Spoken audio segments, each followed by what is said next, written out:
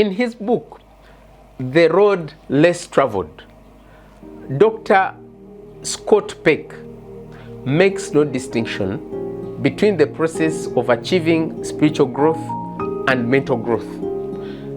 Deepak Chopra, in his book, The Way of the Wizard, also intimates that spirituality isn't opposed to rationality. He says it is the larger framework that reason fits into. Both views point in the right direction concerning the matter. The intellect and spirituality are neither separate nor opposed things.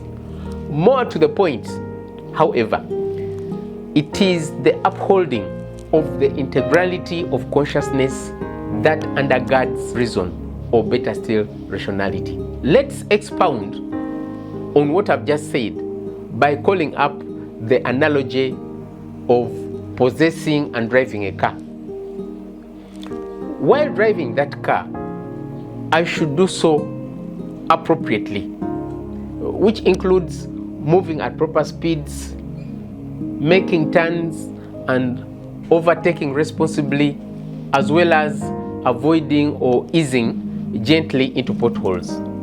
Then I should perform service and maintenance consistently to ensure the vehicle's wholesome mechanical condition. If we extrapolate those two considerations to a human being, the exertion of the intellect would be the equivalent of driving the car appropriately, and the regular service as well as maintenance of the vehicle, which ensures its roadworthiness, would be the correspondent of spirituality. The rational exertion of the human element upon the mind in view of sensory perception and the associated knowledge constitutes engagement of the intellect. But to take care to ensure the overall hygiene and integrality of that element, which is consciousness reflecting upon itself in view of its inherent moral sensibility, is spirituality. The intellect springs from and is undergirded by man's spiritual base. Man's intellect and spirituality may not be decoupled. Once we ignore one aspect, the other slumps as well. For clarity, let's also underline that spirituality isn't a cultural or social construct. Rather, it is self-direction in accord with or fidelity to the inherent moral sensibility of consciousness.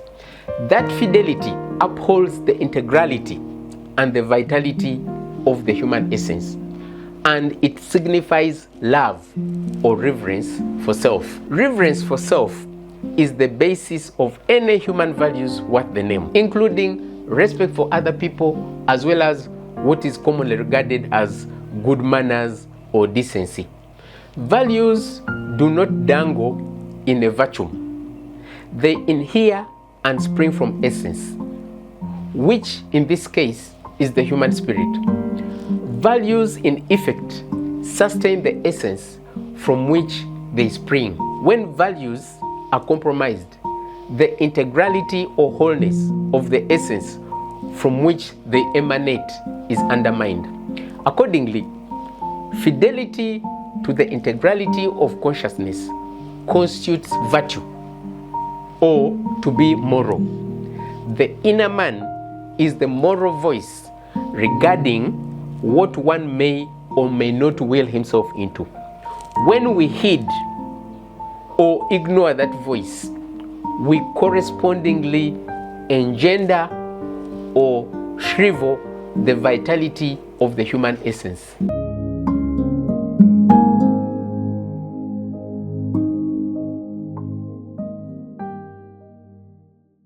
Let's conclude this episode in this manner.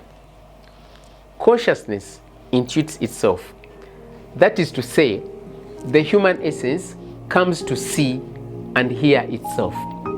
By coming to grips with it, we in effect grasp the force of self-direction and the basis of one's free will. And so the individual would be properly rooted in himself.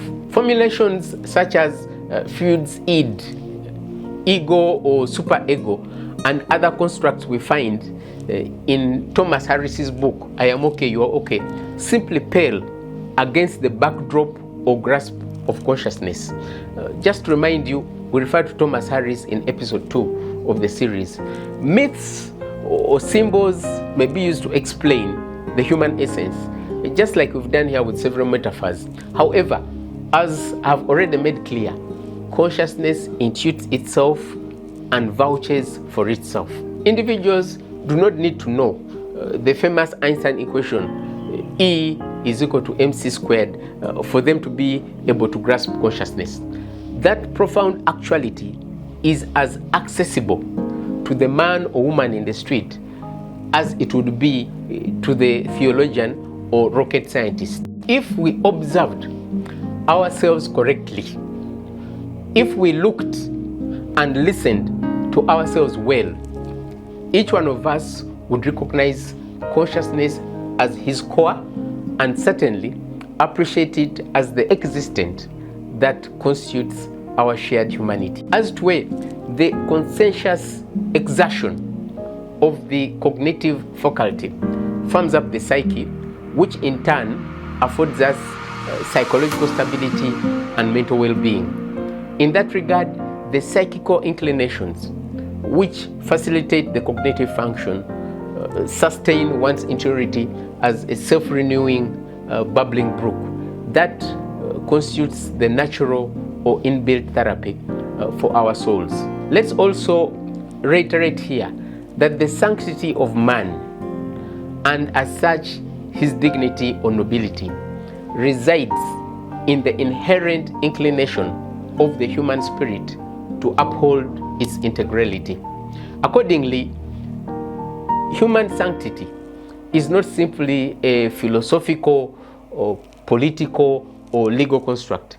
By choosing to uphold the integrality of consciousness through rational and moral exertion, we indeed enter the authentic human state.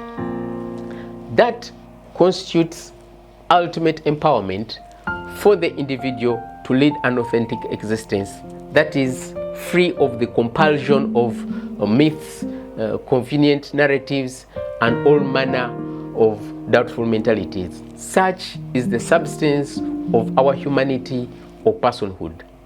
As it turns out, coming to grips with consciousness, supposedly the greatest mystery left to science, isn't a particularly scientific undertaking. The idea that we can grasp consciousness by the scientific method is erroneous. The error, as I earlier indicated, springs from the euphoria engendered by the success of science, which brimmed over and then more or less rendered matter the overarching reality through which we could view the entire human experience. However, by presuming that all phenomena are explainable via the material lens, man forecloses the possibility of grasping his interiority and in that way undermines his humanity. While the physical universe may turn on equations and number patterns, I am afraid consciousness does not.